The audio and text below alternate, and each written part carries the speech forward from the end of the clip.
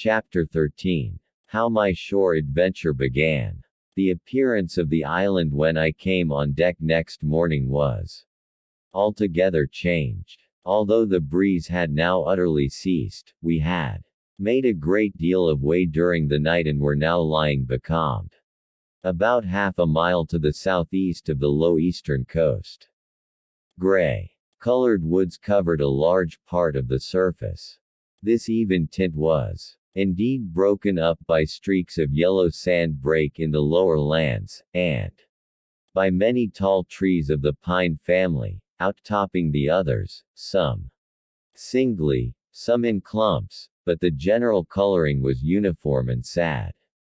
The hills ran up clear above the vegetation in spires of naked rock. All were strangely shaped, and the spy glass, which was by 300 or 400 feet the tallest on the island, was likewise the strangest in configuration, running up sheer from almost every side and then suddenly cut off at the top like a pedestal to put a statue on. The Hispaniola was rolling scuppers under in the ocean swell. The booms were tearing at the blocks, the rudder was banging to and fro, and the whole ship creaking, groaning, and jumping like a manufactory. I had to cling tight to the backstay, and the world turned giddily before my eyes, for though I was a good enough sailor when there was way on, this standing still and being rolled about like a bottle was a thing I never learned to stand without a qualm or so, above all in the morning, on an empty stomach. Perhaps it was this, perhaps it was the look of the island, with its gray, melancholy woods, and wild stone spires, and the surf that we could both see and hear foaming and thundering on the steep beach, at least. Although the sun shone bright and hot, and the shore birds were fishing and crying all around us, and you would have thought anyone would have been glad to get to land after being so long at sea, my heart sank, as the saying is, into my boots, and from the first look onward, I hated the very thought of Treasure Island. We had a dreary morning's work before us, for there was no sign of any wind, and the boats had to be got out and manned, and the ship warped 3 or 4 miles round the corner of the island and up the narrow passage to the haven behind Skeleton Island. I volunteered for one of the boats, where I had, of course, no business. The heat was sweltering, and the men grumbled fiercely over their work. Anderson was in command of my boat, and instead of keeping the crew in order, he grumbled as loud as the worst. Well, he said with an oath, it's not forever. I thought this was a very bad sign, for up to that day the men had gone briskly and willingly about their business, but the very sight of the island had relaxed the cords of discipline. All the way in, Long John stood by the steersman and conned the ship. He knew the passage like the palm of his hand, and though the man in the chains got everywhere more water than was down in the chart, John never hesitated once. There's a strong scour with the ebb, he said, and this here passage has been dug out, in a manner of speaking, with a spade. We brought up just where the anchor was in the chart, about 1/3 of a mile from each shore, the mainland on one side and Skeleton Island on the other. The bottom was clean sand. The plunge of our anchor sent up clouds of birds wheeling and crying over the woods, but in less than a minute they were down again and all was once more silent. The place was entirely landlocked, buried in woods, the trees coming right down to high water mark, the shores mostly flat, and the hilltops standing round at a distance in a sort of amphitheater, one here, one there. 2 little rivers, or rather 2 swamps, emptied out into this pond, as you might call it, and the foliage round that part of the shore had a kind of poisonous brightness. From the ship we could see nothing. of the house or stockade, for they were quite buried among trees, and if it had not been for the chart on the companion, we might have been the first that had ever anchored there since the island arose out of the seas. There was not a breath of air moving, nor a sound but that of the surf booming half a mile away along the beaches and against the rocks. Outside, a peculiar stagnant smell hung over the anchorage, a smell of sodden leaves and rotting tree trunks.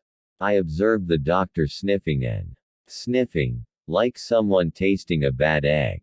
I don't know about treasure, he said, but I'll stake my wig there's fever here. If the conduct of the men had been alarming in the boat, it became truly threatening when they had come aboard. They lay about the deck, growling together in talk. The slightest order was received with a black look and grudgingly and carelessly obeyed. Even the honest hands must have caught the infection, for there was not one man aboard to mend another. Mutiny, it was plain, hung over us like a thunder cloud. And it was not only we of the cabin party who perceived the danger. Long John was hard at work going from group to group, spending himself in good advice, and as for example no man could have shown a better. He fairly outstripped himself in willingness and civility. He was all smiles to everyone. If an order were given, John would be on his crutch in an instant, with the cheeriest, "Aye, sir," in the world, and when there was nothing else to do, he kept up one song after another, as if to conceal the discontent of the rest. Of all the gloomy features of that gloomy afternoon, this obvious anxiety on the part of Long John appeared the worst. We held a council in the cabin. "Sir," said the captain, "if I risk another order, the whole ship'll come about our ears by the run. You see, sir, here it is. I get a rough answer, do I not? Well, if I speak back, Pikes will be going in 2 shakes, if I don't. Silver will see there's something under that, and the game's up. Now, we've only one man to rely on." "And who is that?" asked the squire. "Silver, sir," returned the captain. "He's as anxious as you and I to smother things up. This is a tiff. He'd soon talk 'em out of it if he had the chance, and what I propose to do is to give him the chance. Let's allow the men an afternoon ashore. If they all go, why we'll fight the ship. If they none of them go, well then, we hold the cabin, and God defend the right. If some go, you mark my words, sir, Silver'll bring 'em aboard again as mild as lambs." It was so decided. Loaded pistols were served out to all the sure men. Hunter, Joyce, and Redruth were taken into our confidence and received the news with less surprise and a better spirit than we had looked for. And then the captain went on deck and addressed the crew. "My lads," said he, "we've had a hot day and are all tired and out of sorts. A turn ashore'll hurt nobody, the boats are still in the water, you can take the gigs, and as many as please may go ashore for the afternoon. I'll fire a gun half an hour before sundown. I believe the silly fellows must have thought they would break their shins over treasure as soon as they were landed, for they all came out of their sulks in a moment and gave a cheer that started the echo in a faraway hill, and sent the birds once more flying and squalling round the anchorage. The captain was too bright to be in the way.